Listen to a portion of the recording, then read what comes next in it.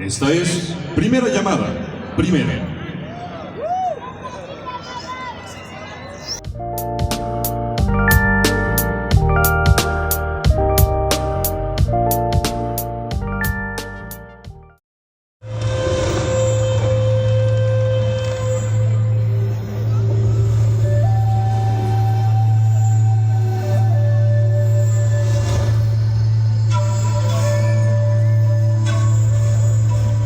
En una ocasión, un joven carretonero del pueblo de Motul, Yucatán, conoció las ruinas de la gran ciudad maya de Chichén Itzá. Aquel joven se llamaba Felipe Carrillo Puerto. Tanin Shiva Ticupejilok Tzitas. Andando por este camino de Tzitas, trabajando como ustedes trabajan para ganarme el sustento, un vigilante de estas ruinas me dijo: ¿por qué no vienes unos instantes a Chichén para que veas las grandes obras hechas por los grandes hombres antiguos? Abandoné mis carros en el pueblo por unas horas y llegué a las ruinas. No puedo expresarles lo que sucedió en mi corazón. Pasé 4 días llorando en este lugar y en muchos otros, y sentí el alma llena de una enorme amargura.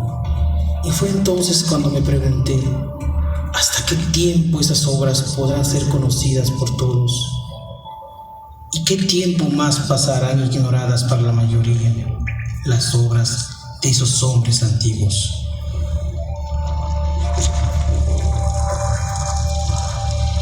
Cuenta el Popol Vuh la mitología maya del pueblo de los quichés. Cuenta la creación de los hombres del maíz. Yuntzilo, Ahsil Saho, Ahpatot Tepeo, Yetel Gukumats.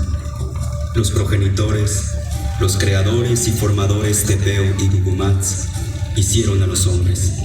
De tierra, de lodo, hicieron la carne del hombre. Pero vieron que no estaba bien, porque se deshacía. Estaba blando, no tenía movimiento, no tenía fuerza, se caía, no movía la cabeza, no podía ver hacia atrás. Al principio hablaba, pero no tenía entendimiento. Se humedeció dentro del agua y no se pudo sostener. Entonces los creadores, los formadores, desbarataron y deshicieron su obra, y enseguida dijeron: hay que reunirse y encontrar los medios para que el hombre que formemos, el hombre que vamos a crear, nos sostenga y alimente, nos invoque y se acuerde de nosotros. A continuación vino la adivinación, la echada de la suerte con el maíz y el citel, y fueron hechos los muñecos labrados de madera. Se parecían al hombre y hablaban como el hombre. Poblaron la superficie de la tierra. Existieron y se multiplicaron. Tuvieron hijas, tuvieron hijos los muñecos de palo, pero no tenían alma ni entendimiento. No se acordaban de su creador. Caminaban sin rumbo y andaban a gatas. Sus piedras de moler, sus vajillas de barro, sus ollas, sus perros, sus pavos, todos hablaron. Todos, tantos cuantos sabían, manifestaron. Nos hicieron daño, nos comieron, les toca el turno, serán sacrificados. Y dicen que la descendencia de aquellos son los monos que existen ahora en las selvas. Por esta razón, el mono se parece al hombre. He aquí el comienzo de cuando se celebró consejo acerca del hombre, de cuando se buscó lo que entraría en la carne del hombre. De Pashir, de Cayalá, así llamados, vinieron las mazorcas amarillas y las mazorcas blancas. Estos son los nombres de los animales que trajeron la comida: Yak, Utiú, Kel, Hilo, gato del monte, coyote, cotorra y cuervo. Y de esta manera se llenaron de alegría, porque habían descubierto una hermosa tierra llena de deleites. Abundante en mazorcas amarillas y mazorcas blancas, y abundante también en mucho cacao. Innumerables los zapotillos rojos, las frutas, los frijoles, la miel. Los animales enseñaron el camino. Y moliendo entonces las mazorcas amarillas y las mazorcas blancas, hizo Ixmucané 9 bebidas. De maíz amarillo y de maíz blanco se hizo su carne. De masa de maíz se hicieron los brazos y las piernas del hombre.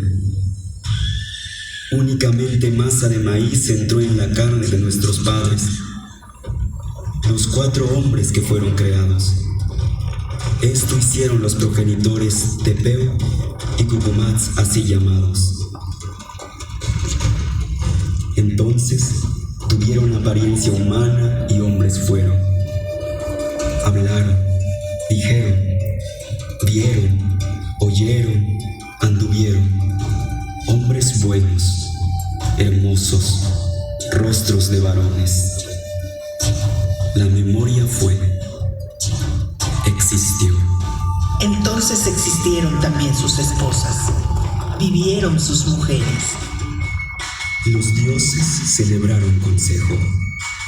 Así, durante su sueño, los 4 recibieron mujeres verdaderamente bellas. Cuando se despertaron, sus mujeres existieron. Sus corazones se regocijaron al instante a causa de sus esposas. Así fueron creados nuestros abuelos, nuestros padres, por el corazón del cielo, por el corazón de la tierra.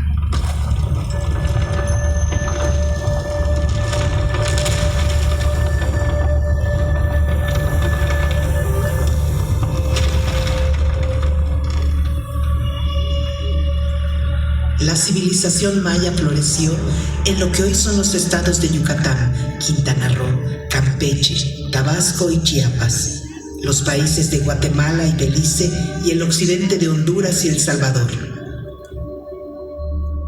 Hace al menos unos 4.000 años, grupos de recolectores y cazadores iniciaron su vida agrícola. Con el tiempo, fueron creando sus propios caracteres culturales, ocuparon una mayor extensión territorial y se intensificó el intercambio cultural y comercial con otros pueblos mesoamericanos.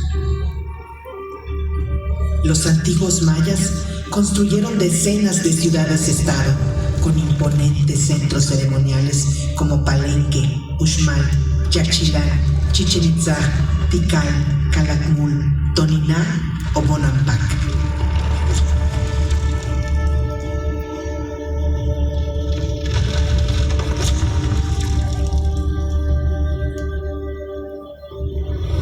Al igual que otros pueblos de Mesoamérica, los gobernantes mayas también eran líderes religiosos.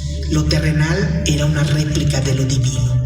El soberano era el intermediario entre el dios patrono y la colectividad, por lo que era tenido por sobrehumano. La mayoría de la población se dedicaba a la siembra de maíz, frijol, calabaza, chile, tomate y cacao. El tributo que entregaban alimentó a la clase dirigente y a los constructores y escultores de los recintos ceremoniales, a artesanos, pintores y escritores de los códices, quienes crearon un arte esplendoroso.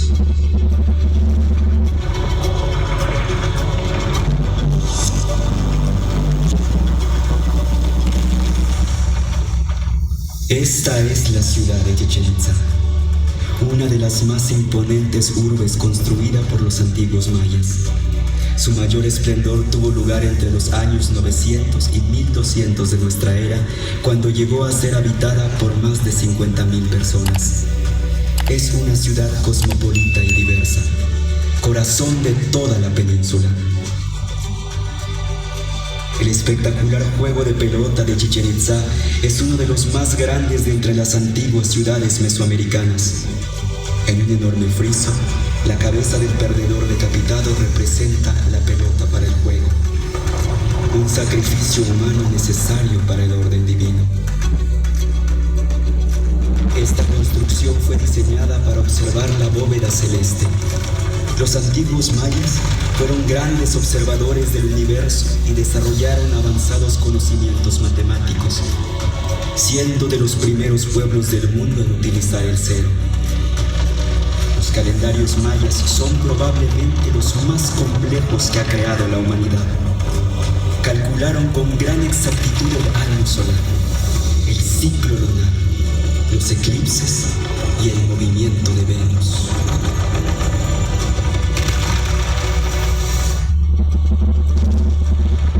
Entre las deidades más veneradas por los mayas está Char, el dios del agua y de la lluvia, y quien le abre camino, Kukulcán, la serpiente emplumada, también conocido como Quetzalcóatl, Cucumatz o X'Osao. A partir del siglo IX, por influencia del centro de México, los mayas de Chichén Itzá integraron a su cosmogonía a Kukulcán, divinidad que domina esta gran pirámide.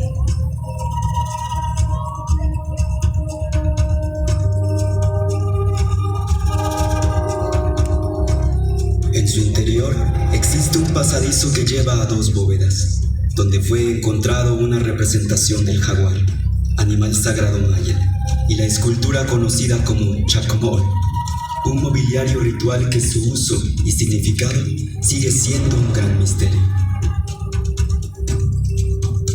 Cada solsticio de primavera, en esta pirámide se observa descender a Kukulcán, ser divino que provoca el flujo de las sustancias entre el mundo de los dioses y el mundo de los hombres. Es el extractor. Como viento abre camino a las lluvias, como Venus abre camino alternadamente al sol y a las sombras de la noche. Como señor de los árboles cósmicos abre el camino calendárico a los dioses transformados en tiempo. Extrae al género humano y al niño que nace. Extrae para el pueblo la luz, el calor y el alimento. Kukulcán sostiene el cielo.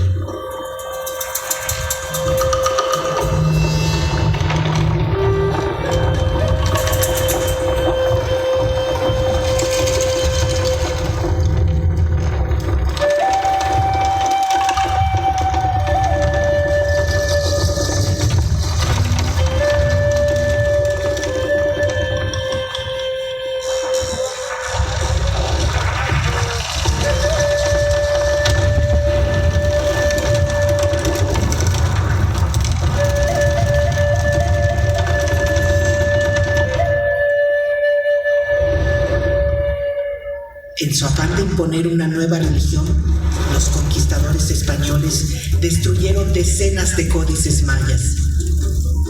Hoy solo conocemos 3 y algunos escritos posteriores a la conquista. Los Chilambala cuentan las alianzas, guerras y migraciones de los pueblos de la península de Yucatán, así como las profecías de un tiempo que consideraban cíclico. Narran la historia de los itzáes, brujos del agua, constructores de Chichén Itzá. También cuentan la llegada de los españoles. Será el comenzar de los ahorcamientos, el estallar del fuego en el extremo de los brazos de los blancos, cuando caiga sobre la generación de los hermanos menores el rigor de la pelea, el rigor del tributo, cuando les venga la gran entrada del cristianismo, cuando comience el mucho trabajar en los pueblos y la miseria se establezca en la tierra, cuando se extienda por toda la tierra la palabra del Dios de los cielos, solo de pecado hablará, solo de pecado será su enseñanza, inhumanos serán sus soldados, crueles sus mastines bravos. Ay, entristezcámonos porque llegaron. Ay del Itzá, brujo del agua, que sus dioses no valdrán ya más.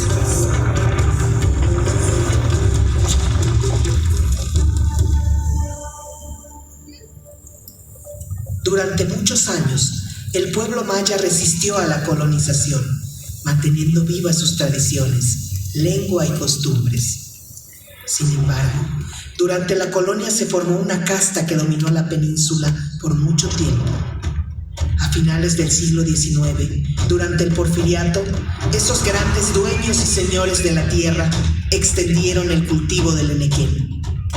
Los campesinos que antes tenían cierta libertad de sembrar sus propias parcelas fueron arrastrados a las haciendas, donde nacían y crecían como peones acasillados. Los mayas, junto con miles de indígenas capturados en el estado de Sonora, Fueron sometidos a la esclavitud por deudas, a trabajos forzados, a castigos corporales y a un profundo desprecio por su cultura. Un hacendado así justificaba el maltrato. Es necesario pegarles, es muy necesario, porque no hay otro modo de obligarlos a hacer lo que uno quiere. ¿Qué otro medio hay para imponer la disciplina en las fincas? Si no los golpeáramos, no harían nada. Contra esas condiciones, los mayas se rebelaron. Cuando triunfaron los revolucionarios del norte contra la dictadura de Victoriano Huerta, en Yucatán, las cosas comenzaron a cambiar. En 1915, el general Salvador Alvarado es nombrado gobernador provisional de Yucatán con la encomienda de llevar a cabo el programa de la revolución. Carrillo Puerto lleva 2 años en el Ejército Libertador del Sur. Aprende de la lucha de los zapatistas y ayuda a repartir la tierra en la región de Cuautla. Allá andaba cuando recibe noticias de su tierra. Me avisan que el general Alvarado está repartiendo tierras entre los mayas. Yo estoy muy contento aquí, ayudando a que los campesinos de Morelos reciban también sus tierras. Pero aquí tienen a Zapata, así que yo no hago falta. Me voy a Yucatán. El gobierno de Alvarado suma a Carrillo Puerto a la tarea de repartir tierras en Motul. La participación del pueblo crece. Se realizan encuentros de obreros y campesinos. Se convoca al primer Congreso Feminista de México y se funda el Partido Socialista de Yucatán. Al frente de este partido, Carrillo Puerto organizó las ligas de resistencia. Poblado por poblado, en caseríos y haciendas, al grito de tierra y libertad, se organizaron miles de indígenas mayas. En 1917, los socialistas yucatecos ganaron las elecciones. Un trabajador ferrocarrilero es elegido gobernador y Carrillo Puerto diputado. Las fuerzas desatadas provocan algo imposible de imaginar años antes. En Motul se reúnen los hombres del maíz. Dirigentes de todas las regiones de Yucatán dan su voz. Hay que sembrar maíz y ser autosuficientes. Hay que regenerar la comunidad, reanimar la cultura y recuperar la dignidad. Los hacendados enequeneros defienden sus privilegios y desde los tradicionales periódicos atacan al gobierno socialista. El presidente Carranza se inclina a favor de la oligarquía local, detiene las primeras reparticiones de tierra y envía a un nuevo responsable del Ejército Federal a Yucatán, que reprime a los dirigentes de las ligas de resistencia. Carrillo Puerto denuncia la restauración conservadora en Yucatán y sale exiliado a la Ciudad de México. Cuando es derrotado Carranza, los hacendados de Yucatán ya no tienen el apoyo del centro y Carrillo Puerto regresa a su tierra. En el puerto de Progreso lo recibe una multitud. En 1921, los socialistas en Yucatán se vuelven a organizar. Las ligas de resistencia crecen al llamado de Carrillo Puerto, que recorre todo el estado como candidato a gobernador. Antes de las elecciones, en el pueblo de Izamal, los dirigentes de las ligas se reúnen en un segundo congreso. Algunos que solo hablan maya o no saben escribir trazan sus objetivos, a los que llaman nuestras utopías. Se proponen la expropiación de las tierras de las haciendas y distribuir sin intermediarios los frutos del trabajo. También acuerdan promover las demandas feministas y desterrar los prejuicios que han esclavizado a las mujeres. El pueblo maya vota abrumadoramente por su Cubún Felipe, como le llaman, hermano Felipe.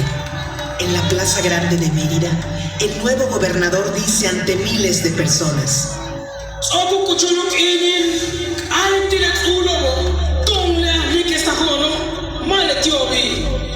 ha llegado el momento de decirle a los señores que somos nosotros los constructores y no ellos. Hay que decirles que sin los trabajadores no existiría esta catedral suntuosa, que sin los trabajadores no existiría este palacio, que existirían los ferrocarriles. Compañeros, la tierra es de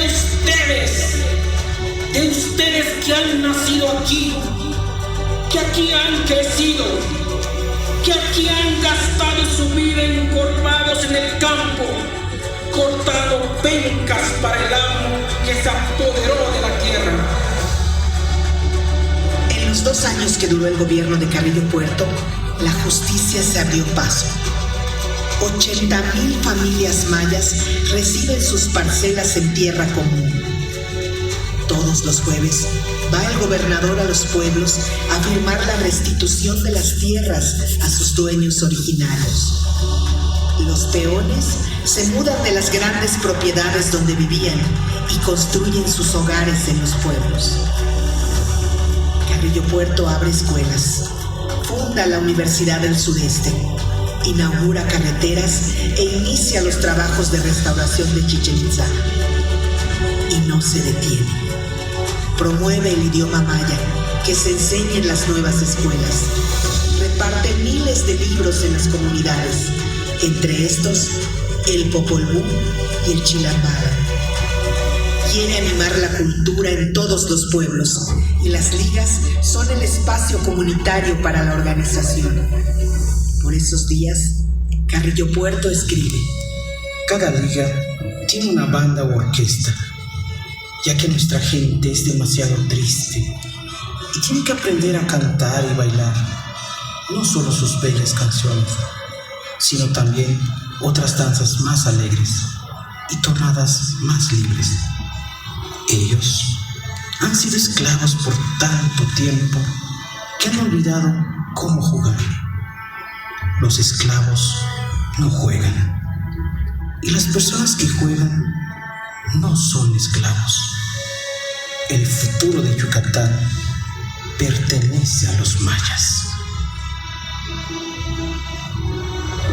Pero la rebelión de Adolfo de la Huerta contra Obregón y Plutarco Elías Calles da el pretexto para que los hacendados de Yucatán promuevan un golpe de estado contra Carrillo Puerto. Los viejos dueños de Yucatán, la casta acostumbrada a mandar, no tolera el gobierno del pueblo. Los militares al servicio de los hacendados toman Mérida. Carrillo Puerto, con sus colaboradores más cercanos, viaja a Motul, mientras los golpistas los persiguen. En la estación del tren de su pueblo los reciben miles. El pueblo no está armado y Carrillo Puerto quiere evitar una masacre. Entonces pide a la gente que regrese a sus casas.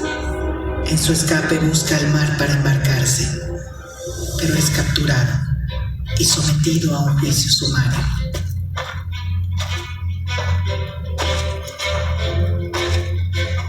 Hace 100 años, un 3 de enero de 1924, frente a un pelotón de fusilamiento en el cementerio de Mérida, es asesinado Felipe Carrillo Puerto, el dragón de los ojos verdes, junto a sus compañeros.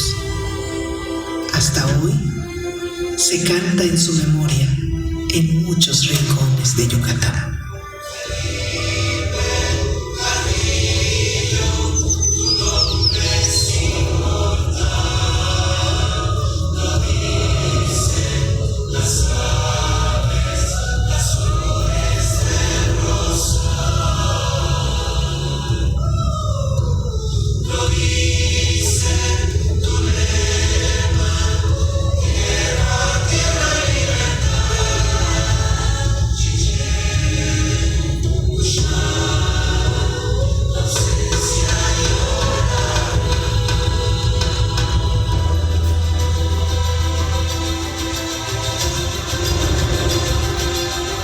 Más de 1000 años después de construir esta gran pirámide, 100 años después de la revolución de Carrillo Puerto, las mujeres del maíz, los hombres del maíz, los indígenas mayas, siguen construyendo sus propios caminos.